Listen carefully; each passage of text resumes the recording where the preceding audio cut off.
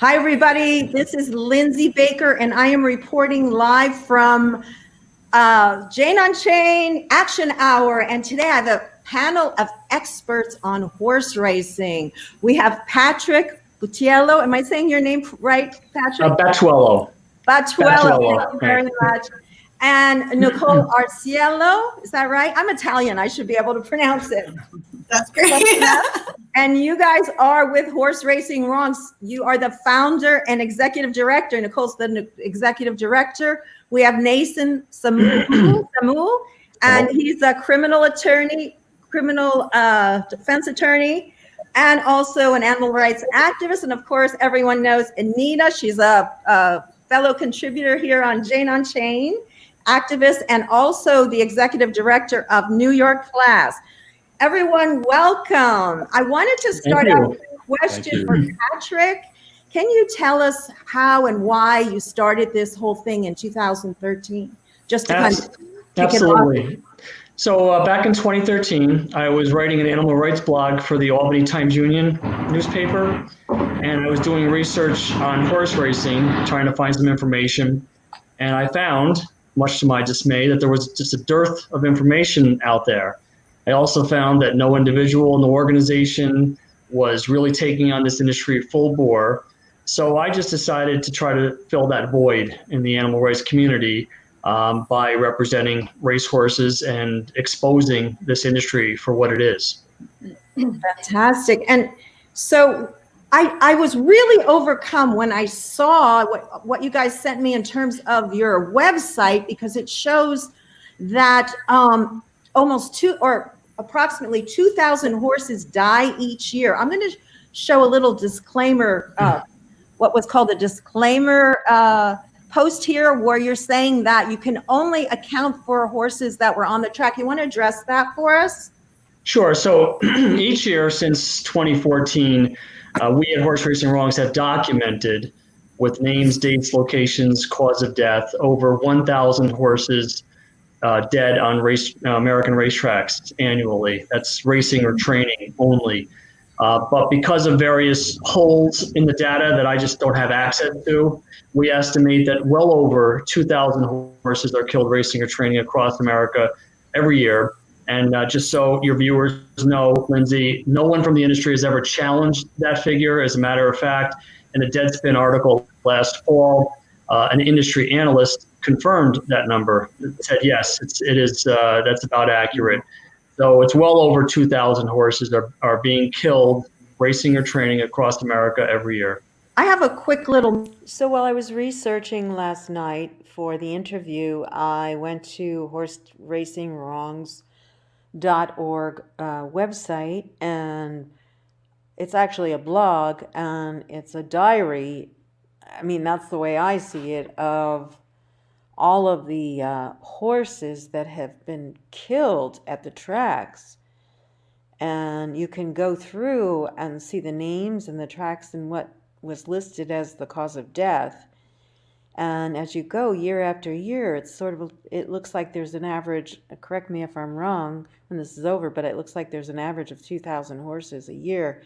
And in 2020, we're well on our way. If you start to look through this list here, it's really discouraging to see how many are still dying after all of the protests and so forth. But in any case, it's wonderful that you are bringing this information to light. And so, sorry, go ahead.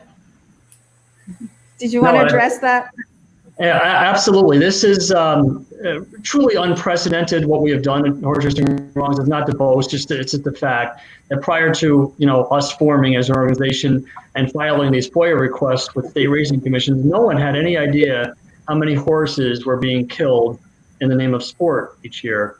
So this industry has been exposed for what it is. It is simply animal cruelty and animal killing, no different than greyhound racing. In fact, I would argue that it's actually worse because of slaughter, which we can get into. But just so your viewers know, again, the 2,000 just refers to horses who are racing or training. Hundreds more die back in their stalls. These are still very much active horses waiting for the next race. They're dying of things like colic and laminitis, or sometimes on the FOIA documents, they'll simply say horse found dead in the morning. These, again, are 3, 4, 5-year-old horses that should be in the prime of life. Actually, they're still in adolescence, prior to 6. And then, of course, there are thousands, multiple thousands more that are being slaughtered annually. So we use the word carnage to describe what's happening in the U.S. horse racing industry, and we stand behind that word 100%. We don't feel it hyperbolic or exaggeration at all. It is carnage, what is happening within the American horse racing industry. All right. Well, I'm going to get a word from the rest of you in a moment, but I just want to show this breakdown movie.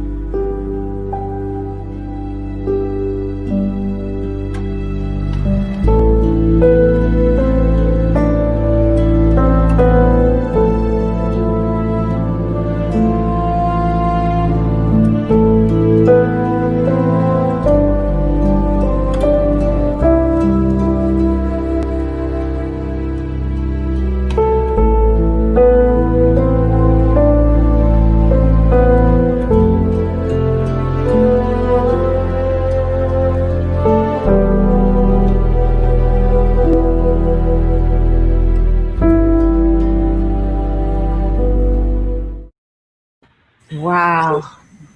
Thank you for showing that, Lindsay. I just want to point out that it's heartrending, it's vile, and this needs to end. We are in 21st century America. This has to end. And I also want to quickly point out that most people, they think of horse deaths as a simple broken leg, and it doesn't sound so bad. But of course, we get all kinds of details with the FOIA information from the various states. And in fact, horses are dying in a multitude of ways. They die of cardiovascular collapse. Their hearts just give out. Again, these are animals who are still in puberty. They die of pulmonary hemorrhage. They bleed in their lungs. They die of blunt force head trauma from collisions with other horses or the track itself. They die, of course, of ruptured ligaments, snapped legs, broken necks, severed spines, and the details are absolutely heartbreaking. You take the time to look through them. So this is not, simple a clean break of a leg, and they have to euthanize the horse. These horses are suffering. They are in pain. They are terrified. And again, horse racing must end.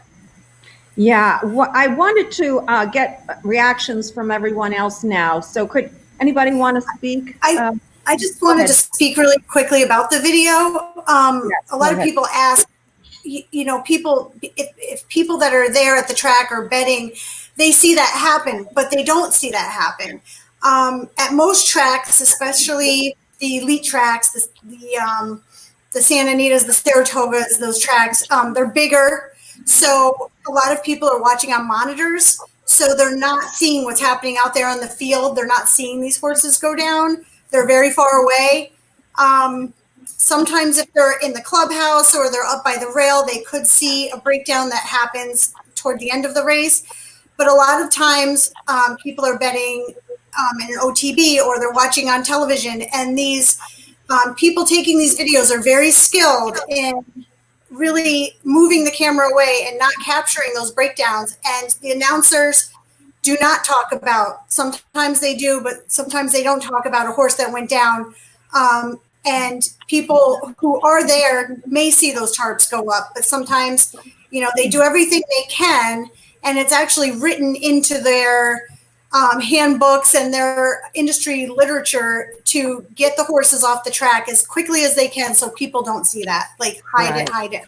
And I've heard that sometimes they're vanned off. The horses suffer more because they're vanned off to keep people from seeing what's actually going on. Exactly. Yeah. Edita, did you want to add something? It's just impossible to watch footage, to learn, the reality of what these horses go through and not see 100% that racehorses are victims. They are victims of this heartless, cruel, greedy industry. And NYCLASS, joins forces with Horse Racing Wrongs as often as we can on this issue, because we're an organization that was founded in 2008 to end carriage horse abuse, but we fight against abuse of all horses. And, there's just so much cruelty and abuse and suffering baked into everything about the horse racing industry. Many people are not aware. Part of the reason why there's so many injuries and deaths is because the industry starts racing these horses when they're still so young, as early as 18 months, before they have even fully grown, before their bones are done growing. So that would be, others have pointed out, the equivalent of a 6-year-old human child being forced to train Olympic level regimens. Everyone would say that that's pure abuse. People would be jailed for doing that. But that's what's happening to these horses. And, mainstream media for many years did not cover this issue. But thanks to groups like Horse Racing Wrongs, now there's been many exposés in the New York Times and other mainstream media exposing the unbelievable corruption and cruelty, the doping, the drugging, the corruption. It's like a criminal enterprise, horse racing. So the idea that we can somehow reform this in a way that's not still going to cause unbelievable suffering and cruelty to these victims, the horses, is unimaginable. So that's why we call for an end to this, and we try to educate people that, it may seem harmless to bet on this, but you are funding this cruelty. Everybody has to take responsibility and realize that the only reason this industry exists is because people are partaking in it. And we need to just educate people to boycott, to put an end to this disgusting industry that has no place in our society anymore. Absolutely. And you were talking about, I just want to show a couple of pictures here of how the horses are kept. Let me see if I can clear the background. That doesn't help.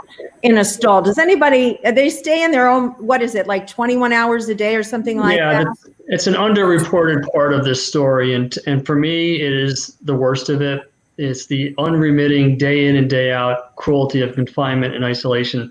These horses are kept locked in tiny 12 by 12 stalls for over 23 hours a day, which not only makes a mockery of the industry claim that horses are born to run, love to run, but it's a cruelty all the worse for being inflicted upon naturally social herd-oriented animals like horses. So they exhibit the same stereotypies and vices that we saw with the ringland elephants and the SeaWorld orcas, the bobbing, the weaving, the pacing. They are literally going mad. We had an equine vet testify before the New York State Senate last year, likening that confinement to keeping a child in a 4x4 closet for over 23 hours a day. And if that doesn't bring it home, I don't know what will. Wow, that's incredible. Nathan, did you want to say something?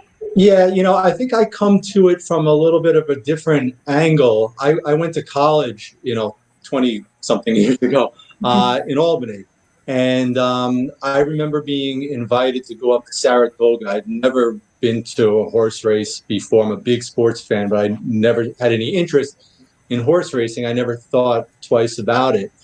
And I went, and I was blown away by how beautiful these horses are, how seemingly well nourished, well kept they are, how pretty the track was. And all I saw was, wow, these horses are, they get to run. I'm hearing how they love to run. And what I didn't see, and what I think most people who go to racing events don't see, are all the things in the background that Patrick and Nicole just discussed. We don't see the confinement. We don't see or hear about the drugging. And, you know, I think when you're there and you do see the screen come up and you know that they're going to euthanize this poor horse, I think people who go to these races have bought into what the industry wants you to believe, which is something along the lines of the horse died doing what it loves to do. Wow. And, you know, and yeah, it's easy to take in because what you see as a fan, well, that feeds that narrative because you don't see the horror behind the scenes, and you certainly don't know about the slaughter. And I think, you know, for me as an activist, that's I see myself in the people who come to go to the track. Yeah. And I think that's why the conversations with the people who attend horse racing, it's important to tell them about that stuff behind the scenes and not necessarily attack them for being there, because I was one of them. So you try to engage them, you try to have that conversation, and you try to get more and more and more activists to come out to these tracks. And with that, and with the incredible work that Horse Racing Wrongs is doing, suddenly there's a national audience for this, and people who maybe see the protesters in front of Belmont, or in front of Aqueduct or Santa Anita, or all the tracks that Horse Racing Wrongs is at, they suddenly see an article in the paper, or they see an expose on HBO with Patrick in it, and it's like, oh, that's what these activists were talking about. And suddenly it starts to resonate. And I do think people are capable of that change, of making that change. So Anybody that's sort else? of how I come.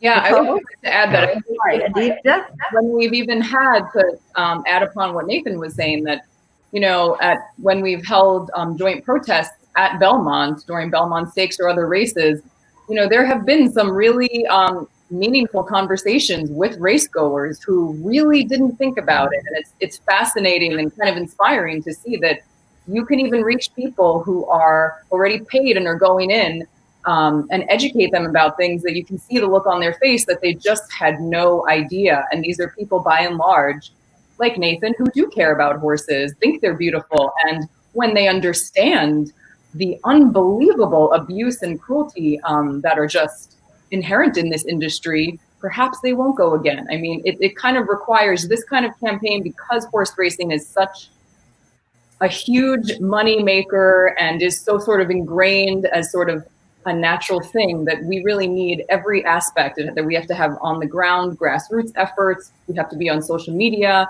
Horse Racing Wrongs gets in mainstream media. Like, this has to be a very wide, multi-pronged approach, because we really have to undo a lot of kind of brainwashing that's been done that have led people to believe that there really isn't anything wrong with horse racing, when nothing could be further from the truth. And I think we are making a lot of inroads in that way, but we have a lot more to do. And just to build on what Edita and Nathan said beautifully, our biggest obstacle as an organization, as activists, is to get beyond this mindset of horse racing as sport. Because of that, as Edita said, brainwashing, conditioning. We're conditioned from birth to look at this as not only a sport, but the sport of kings.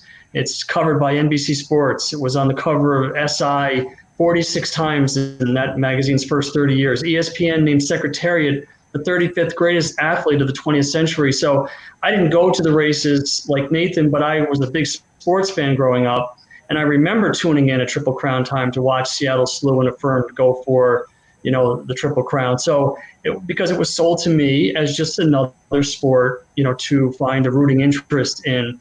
So we have to get beyond that. We have to break down that conditioning and to get people to reassess it. And I'm confident that when they do, when they look at, say, juxtaposing horse racing with greyhound racing, they can see that there's no rational difference between the two. And greyhound racing is outright prohibited in 41 states in this country as cruel and inhumane. It's all but dead. And after the Florida tracks closed this year, there'll be 4 left in the entire country. It was never considered a sport. And that's the difference. It was always a gambling business, but the animals are treated exactly the same way. And like I said earlier, if anything, horse racing is worse because of slaughter. So as we present the facts and a rational argument to the public, we are confident that eventually they will make the right decision and urge their legislators to make changes. Can you, one of you, maybe Nicole, address the thing about how many racehorses actually wind up going to slaughter and some are never even trained to race, and how that whole thing works? Would you like to address that? Or whoever. Sure. We have 2 studies that we reference on the website that estimate anywhere between 10 and 15,000 thoroughbreds alone. There are 2 other breeds that race quarter horses and standard breds, but just 10 to 15,000 thoroughbreds alone are going to slaughter every year. Now, mind you, they have to be shipped across our border because there are no functioning slaughterhouses on U.S. soil currently. It is not prohibited, it is just defunded. So we have to ship them in horrible conditions where the USDA says that they can go up to 36 hours without food, water, or rest.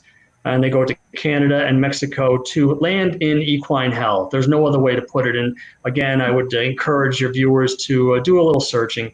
Look at the undercover videos. Australia, as a matter of fact, just did a wonderful piece, the ABC in Australia late last year on horse slaughter. And it's the same thing that's happening with the American horses. So it's 10 to 15,000, and just so you know, the industry itself concedes that it's multiple thousands. One of the most powerful people in racing, Alex Waldrop, last year admitted that 7,500, he said 7,500 American thoroughbreds are going to slaughter every year. Of course, the number is higher, but even if we were to use his figure, can you imagine, 7,000 plus thoroughbreds who were, people were cheering, a week, a month, 6 months back, are ending up at these brutal abattoirs.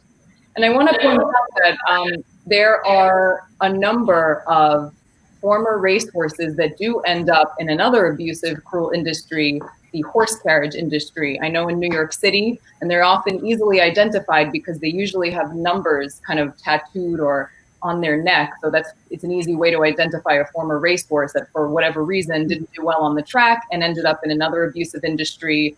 And unfortunately, in all of these industries that commodify and profit off of horses, they are thrown away like garbage when they can no longer make a profit. That's the case for carriage horses, who we know get sent to slaughter. It's the case for racehorses. There's just a slaughter pipeline. And part of the problem is that there should be retirement policies mandated. So if the racing industry were required to give lifelong care to horses after they were, for whatever reason, couldn't race, then perhaps it would be a little different, although it certainly wouldn't make the industry more humane, but it just points out how little value their lives have. This is about profit over the animals, profit over doing the right thing.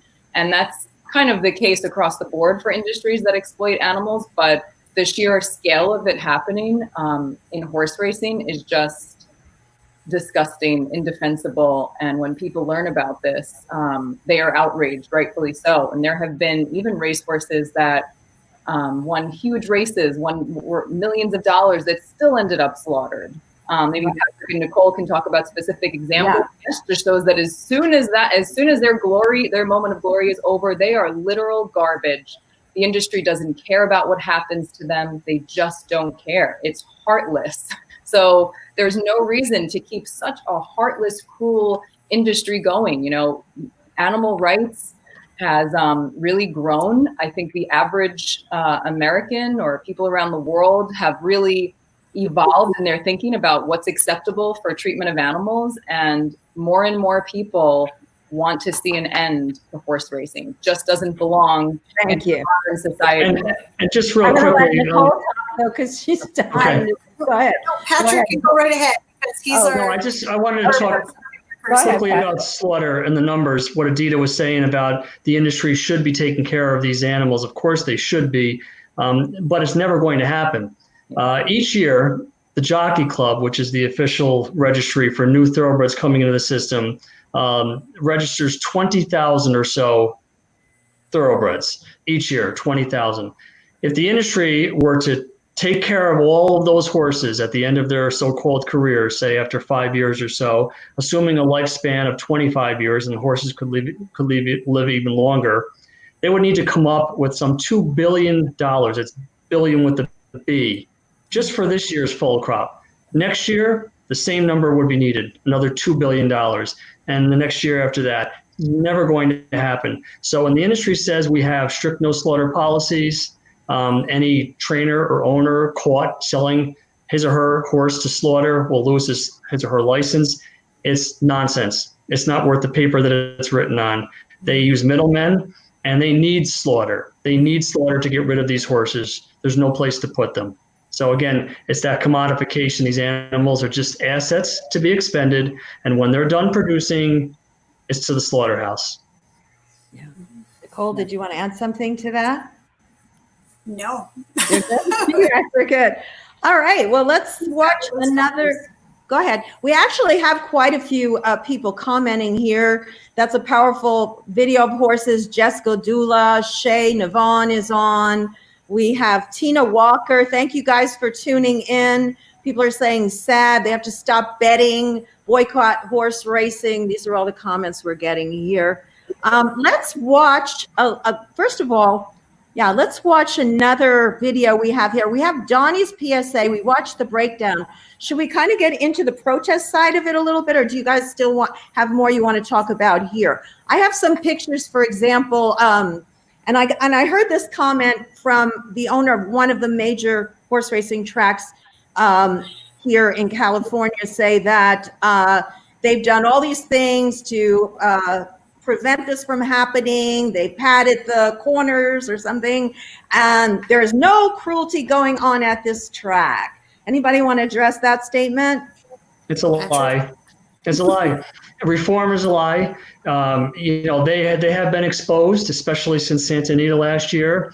They are under intense media scrutiny. The public is turning more and more against them, and all the while, horses continue to die. So what they just keep coming out there with is, all these great reforms and new safety protocols. It's a lie.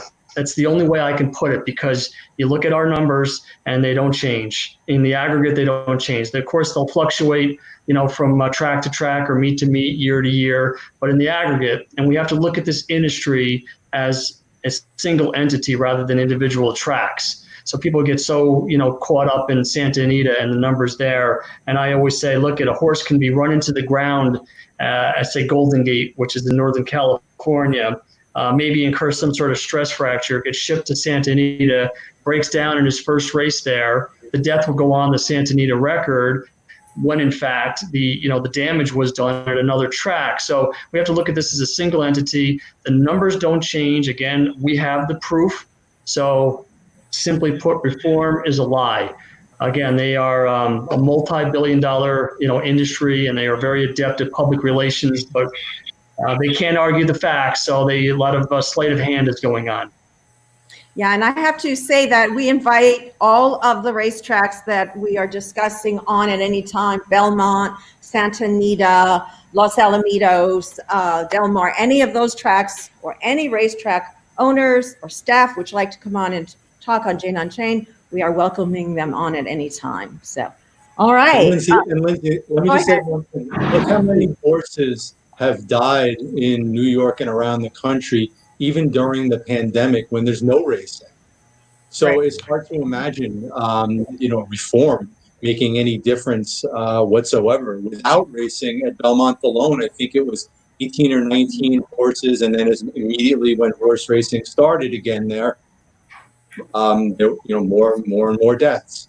So this notion of reform, changing the industry is just, it's lip service, in my opinion. It's no different than really every other industry involving animal abuse. You know, there's always an excuse. There's always something to sugarcoat it. It's always, you know, when it comes to horses or entertainment, any, you know, circuses, horse carriages, it's the same tune.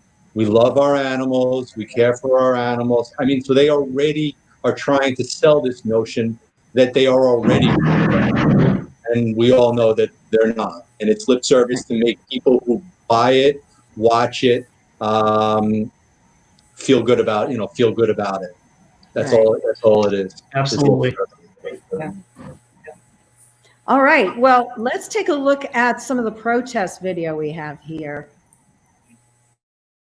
This is so cruel and it's completely unnecessary. We can find ways to entertain ourselves without killing animals, without making them suffer. This is money. This is for money. No excuse for animal abuse! Since 2009, 423 horses have died here at Belmont Park, an average of 42 every year. We're here to tell the American public this is not a sport. It's animal exploitation, it's animal cruelty, it's animal killing, and we have to end horse racing.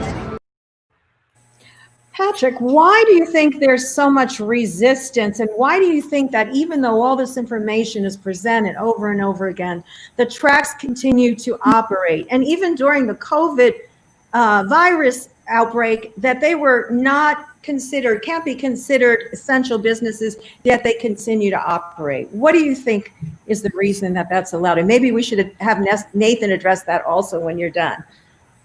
So go ahead. Why they are continuing to operate during the crisis? Why are they able to continue, and why is all the not sure. yet?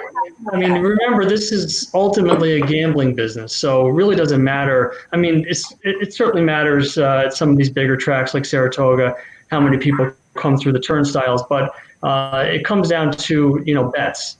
And as long as they can, you know, hold these races safely as far as the track personnel is concerned, you know, they're going to do it, and they're going to make money because people can bet from their homes and on their phones. So that's the reason it has continued. But as Nathan pointed out, you know, Belmont just started earlier this month, and already they have 21 dead on the year, you know, through training and stall deaths and now some racing deaths. So, you know, horse racing kills, and there's just no getting around that. Yeah. Nathan, do you want to address that? Yeah, I mean, look, I think there's also a human toll. You had people who, during the shutdown, were still forced to work at these tracks. And who are those people? They are generally low-income workers. And people, you know, some of those workers did get sick, and some did die. But that's, you know, again, out of sight, out of mind. Nobody talks about that. But it continues because it's a moneymaker. And the other part of the human element of horse racing are gamblers. You know, I mean, you have people who, you know, throw away money they don't have because it's, you know, gambling is a real addiction. The industry doesn't care about that. You know, you go to a horse track, you go to Belmont, for example. I mean, it's not like it used to be because people, I think, fewer and fewer people are going, but you'd still see the gamblers there, and you can see that these are generally people who are struggling with life, and for that to be available to them and to be state sanctioned is really, I mean, is appalling. Well, there's one of the things that the track owners bring up are what's going to happen to our backstretch workers. These people will be unemployed if we close down. Anybody want to address that one? Yeah, the same people that they've been exploiting for all these years. As Nathan pointed out, they're low paid for the most part. Look, ultimately, this is a moral issue. If you consider this wrong, this is immoral, this is animal cruelty, then jobs and the economy should not factor into the discussion. But even having said that, these tracks are sitting on valuable real estate, and they can and will be redeveloped, and jobs will be created in their wake. So we use Hollywood Park and Bay Meadows out in California as Exhibit A and B. Whenever we're confronted with this question is what will become of all the workers and all the supposed tax revenue. These tracks are being redeveloped. Hollywood Park already has a casino on site. There'll be restaurants, shops, and it'll be the future home of the Rams and Chargers and all kinds of jobs, all kinds of economic activity, and all kinds of tax revenue. And the same thing is played out throughout the country. We have a page on our website documenting some of these tracks that have closed since 2000 and what they have become or are in the process of becoming. So that's just not an argument that holds any water. And, I want to point out also that at least in New York and certainly other states, I think the horse racing industry proved how little they care about the welfare of their own workers. Because even in mid-March, at the height of the pandemic worry, even when there were outbreaks and workers at tracks dying, they kept the racing going. They didn't shut down. We put a call out to Governor Cuomo, urging him to shut it down. They eventually did, but they really took much longer than should have if they were a responsible industry. So it seems that they don't value human or horse lives because the only thing that seems to matter is making a profit at all costs. So I thought that was very telling. And yes, it's disturbing that, most other industries are not open yet, and horse racing is starting this month in New York.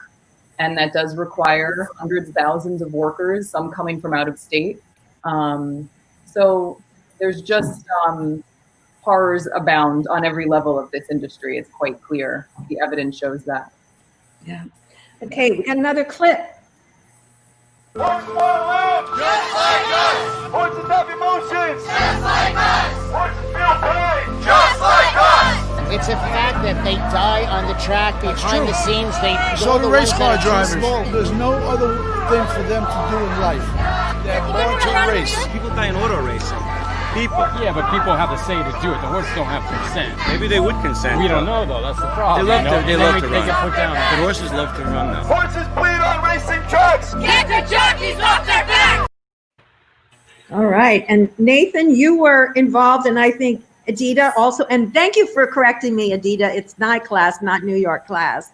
And I would like you to address the carriage horse thing before we finish today. But Nathan, I thought maybe I'd ask you this one. I know that's Donnie Moss's video. Is that correct? That is.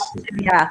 So we see these people saying they love to run and they're like, don't want to really deal with it. I mean, how does that make you feel when you see that? What does that do to you? As far as, infuriating you, I guess. Yeah, I mean, sometimes you want to put your head through a wall, but all the things you just heard there are the industry lines. They love to run is probably the number one thing that we hear. Look, we're all vegan here, and we've all heard these excuses, all the different things for why people continue to do what people do, and a lot of times they're singing the industry song. Or it's just because they don't want to think about the negative aspects. They just want to, they're selfish. But we've all, I think we've all been there. And it's just a matter of just keep working at it, keep going at them, keep being heard, and you hope you plant that seed. You're not going to see that many people when they're educated in front of the track walk away. And I don't think you can take that personally because that people want to look into it when they get home, or maybe they'll see a horse die on the track that day, and suddenly what you spoke about for that 30 seconds could have a really big effect on them down the road. So yeah, it's frustrating, but it's nothing that we've all heard this in every different form of activism, the excuses. I know, but they're talking to us, so that's good. Yeah, go ahead, Nicole. So when we're protesting, having those conversations, having people stop and talk to us is a good thing, like Nathan was saying.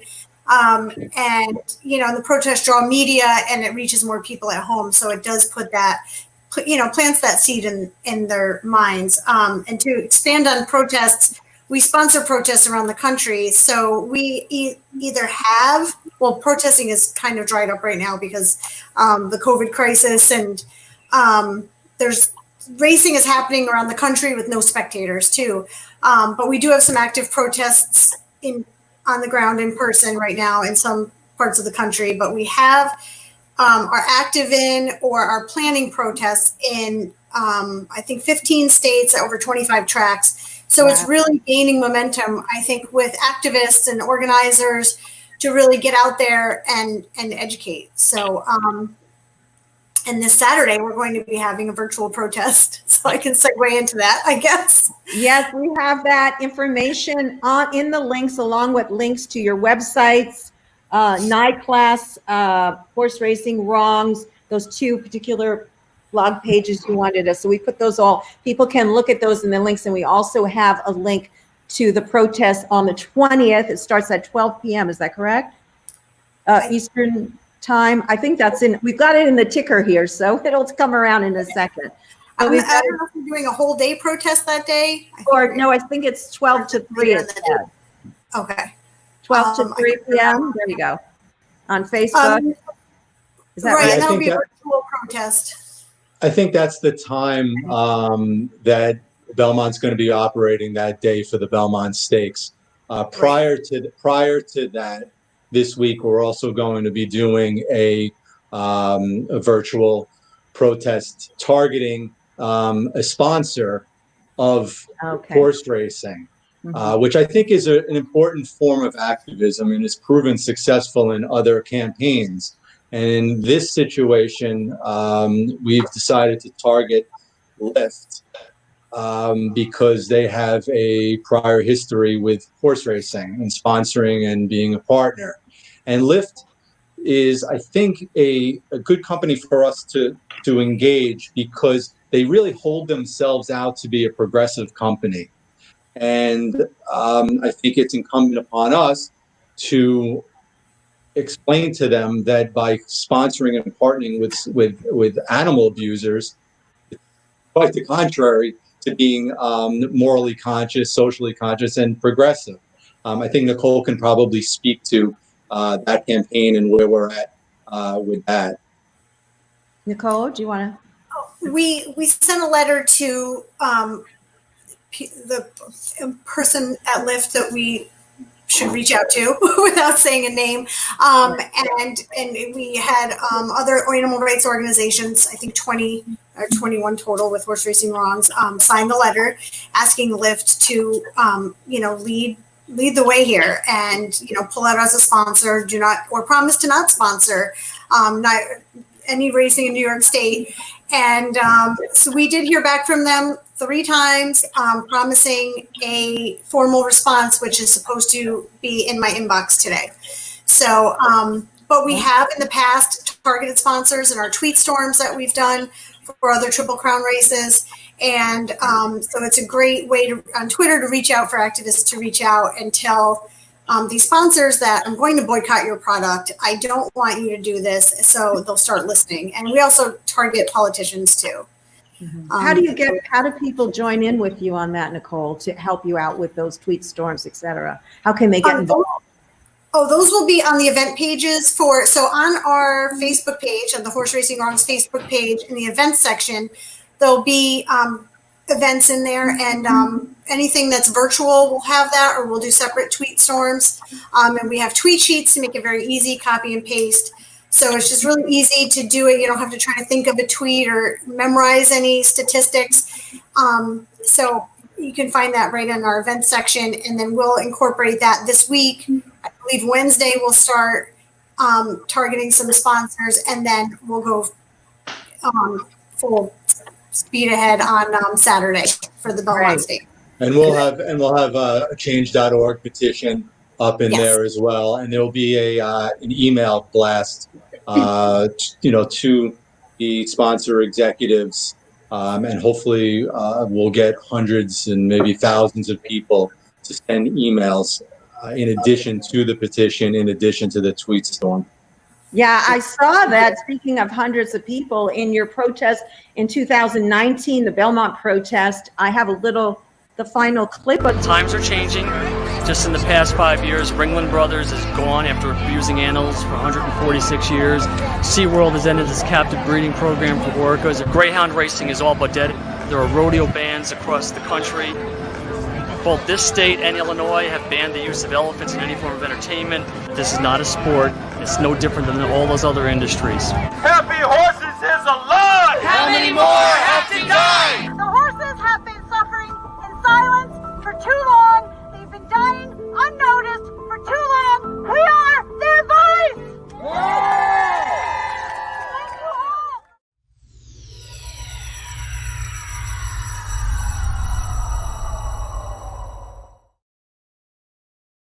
And we want to thank Donnie Moss for all those videos that he provided. And all of you, want to thank you all for getting me all that material so quickly.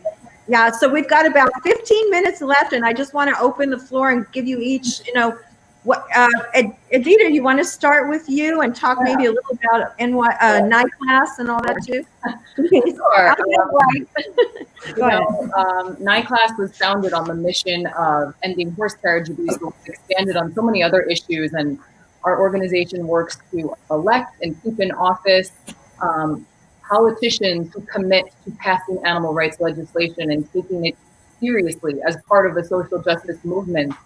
And we've had some great success, especially in New York in the past year. In 2019, we really passed some historic legislation. New York City Council passed a large package of animal rights bills, over a dozen. New York State has passed some great bills. So we're really making a lot of progress, which should be the case for a very progressive city and state. And we need to build upon that. We have not yet succeeded in totally ending the horse carriage industry. That is our mission. We are going to make that happen. We've passed some, reform legislation for the horses, but we will never give up on that. We're also working on, in New York State, passing a ban on the operation of live slaughter markets. There's over 80 of those in New York. We also have legislation we're working on that would ban rodeos in New York State. So there's so much progress to be made. I mean, we've made a lot of progress, but we all need to do even more. And our motto at NYCLASS is we love animals and we vote. And the only way we make this kind of progress and change the world for animals, just like every other social justice movement, is that we have to be engaged. We have to harness the people power that we have. And there are so many people that care about animals, that care about animal rights. And if we keep unifying and working, being relentless, getting more people in office elected who care about animal rights, we are going to make progress beyond our wildest dreams. And we will see, I can see the finish line, pun intended, of the end of the day, of the end of horse racing for good. And that will be a huge victory. And we're getting closer, and we will not stop until we get the total victory. So I'm happy to partner with people like Nicole and Nathan and Patrick and the hundreds of thousands of millions of people across this country and in the world who agree with us that animal rights is important and we need to take it seriously and make major, major changes around the world.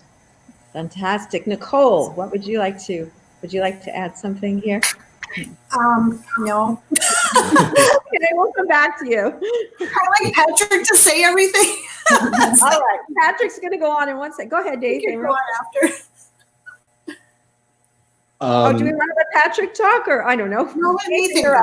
Nathan. We should finish with our strongs. We should finish with Patrick. I just want to say, I'm appreciative, to Donnie for doing those videos. They're really important. And, that last protest that you showed video from and a picture of all those activists, we had 150 people at the last the last Belmont Stakes protest. And that was a big day for us, but it wasn't the only day. There were many, many protests leading up to that day, including days, we sort of pushed the envelope with each protest. And right before that protest, there was a demonstration in which we actually entered the park, and about 30 of us stood at the rail wearing Horse Racing Wrongs T-shirts, saying "You bet they die." And I think that was a powerful message, because in order to see the race, they had to see us in front of them. You know, we stayed silent because we don't want to spook the horses or anything. But there's been a lot of protest, and I'd be remiss if I said that if I didn't mention that these protests are happening all over the country, and we sort of, you know, recognize the people who are organizing at Saratoga, at Santa Anita, at Aqueduct, at tracks all over the country. And my last message is to please come out and join us. Absolutely vote. You know, look into NYCLASS, look into horse racing wrongs, look into Voters for Animal Rights, but come out and be engaged, because it really, really makes a difference. I mean, I met Patrick and Nicole at Saratoga, and now I try to be heavily involved. So you just never know who you can influence and what they might do to take the ball and run with it. Good point. Patrick, go ahead.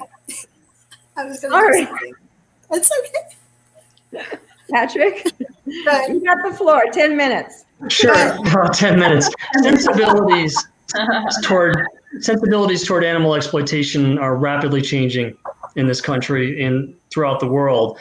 The number of people who identify as vegan seems to increase every year. We just had a statewide fur ban in California. But especially when you look at just the animal entertainment sector, we've had a sea change over just the past few years. As I mentioned in the video, Ringling Brothers gone for good after 146 years.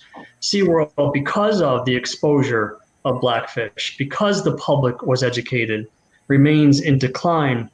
Rodeo bans in cities as diverse as Pittsburgh and Sacramento, and of course, greyhound racing is all but dead. So we look at this issue and we say this should be a no-brainer to the American public.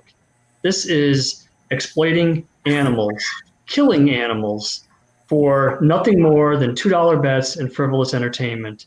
And there was a time in this country when if you wanted to bet legally, the only way you could do it is to bet on the dogs and the horses. Well, that time has long passed. You know, today there are casinos and lotteries, and now there is all sports betting sweeping the country. Many states have already legalized betting on basketball, football, and baseball, participating autonomous human beings participating in those sports. There is no reason to exploit animals for gambling any longer. There's no excuse. And again, we have to just get beyond that sports mindset. And again, I'm confident that once people are exposed to the facts and see that nothing changes, even after all these supposed reforms are enacted, that these horses continue to die and continue to suffer and go to slaughter at the end of their so-called careers, that they will come to the right conclusion and say that this has to end. So, beyond the protests, and of course, we believe that all these great social justice movements start in the streets with protest. It would also be very important, obviously, to contact your legislators at the state level and at the federal level, and tell them that this is cruelty and this is killing and this must end. Yeah, I didn't mean to stop you. I was just trying to let everybody else get to see everybody else's face. Sure. Anybody want to add anything now? I've got a few more minutes here. So if anybody has, I'll just say, if you would like to find a protest, you can go to our Facebook page, to the events section. If you'd like to organize a protest at a track, you can message our Facebook page, and that'll go to me, and we'll set you up. We'll get you materials. Being out there is really important. Getting the media attention is really important, and just educating as much as you can, and share information from our website with your family and friends, and just get the information out there, because, this is something, horse racing isn't something everyone thinks about. It's not in all 50 states. So, but we want everyone to know that it's cool. to find out what's going on, because I think once people see what's going on, they can't help but want to help, right? Right. Edita? Yeah, I just agree with everything. I mean, I think, there's different people are drawn more to certain kinds of activism. Some people love to get out on the street and protest. Right now, we're mostly not doing that, but eventually that's going to come back. You can make a lot of impact just by doing online things, like we're join the virtual rally on Saturday. And also definitely, I think this point was already touched upon, but contacting your legislators, like, people don't often realize the importance of the power you have as a voter. And believe me, your elected official, when they get a phone call, or especially an in-person meeting in their office, that means a lot, because they know that they have so many constituents, not all of them are contacting them. So if you're contacting your elected official who needs your vote to stay in office and letting them know that you care about this issue, you want them to do something about this, you're going to hold them to it, that matters a lot. And that really can be kind of the basis of how we make tremendous change by passing laws, because, industries are not just going to, unfortunately, do the right thing for the sake of doing the right thing. They kind of often have to be forced to do it through legislation. I mean, that's kind of how we've made progress across the board for many different groups of oppressed and exploited beings, whether they're humans or non-humans. And it's no different for the animal rights movement. We have to harness the power of our passion and people power to make this progress. And we have to do it in many different ways as we can to get these victories. And as Patrick and others have pointed out, we've made so many victories. We have a ways to go, but we are on the right path, and we're gaining more speed. We're getting more supporters every day who see, the importance of animal rights as part of a social justice movement, as part of creating a more compassionate world. And a lot of people just want to do their part. So we welcome everyone in for whatever you're passionate about, whichever cause, even if it's not horse racing, whatever issue, if you're out there watching and you care about something and you're passionate, just jump in and do it, whatever it is, because the world needs more people who are activists and who are going to use their voice to speak out. And even if it makes you uncomfortable, the animals need us to do that, because unfortunately they can't speak for themselves the way we can. So it's our duty to do that. I see it as our duty. And I just really quickly, I want, I'm a firm believer in, building on past successes and just that incremental approach with animal rights in general. So sometimes single issue campaigns get derided in the animal rights community. And I see this as a terrible mistake. We have had successes, again, with the circus and with SeaWorld and greyhound racing. And they seem relatively small compared to the greater problem, but you build on those. And with each passing success, as one cruel industry after another falls, that animal rights philosophy becomes ever more normalized and its principles ever more accepted. Mm-hmm. And eventually we will get to a vegan world, but we have to build. And again, when you look at animal entertainment, this should be, the low-hanging fruit here. But it takes the animal rights community to come out in force on this, and to join the protests, to organize protests, and to really engage politicians and let them know that this will not stand. So again, it's a building process, and this should be something that we should be able to take care of in the relatively near term. Fantastic. Any last words? Anybody else? We're just about out of time. We have about a minute. I guess that's it. There's so much to say, right? But at the moment, I think we said it all. People come out, speak your voice, put your voice out there against horse racing. It's cruel, it's inhumane, it's outdated. We don't need it. We don't want it. Goodbye. Yeah. Thank you so much. Go ahead. Maybe just throw in a go vegan message in there to anyone who's watching. Consider, what we eat every day, our consumer choices, how that affects, the entire planet, animals, our health. So, there's so much information out there, so many great documentaries.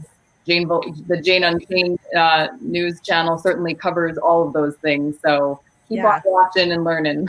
Yes, and just watching, commenting, and supporting that way is also extremely helpful. Following tweets. I saw you tweeting, Patrick, and I tweeted back. And, we all have to do that, because we have a massive voice when we're all combining and collaborating and putting our forces together, we're unstoppable. I think. Absolutely. And you guys are unstoppable. You guys are amazing. You're superheroes of the animal rights world in my book. And I think a lot of other people's book as well. And I just want to thank you all so much for being on.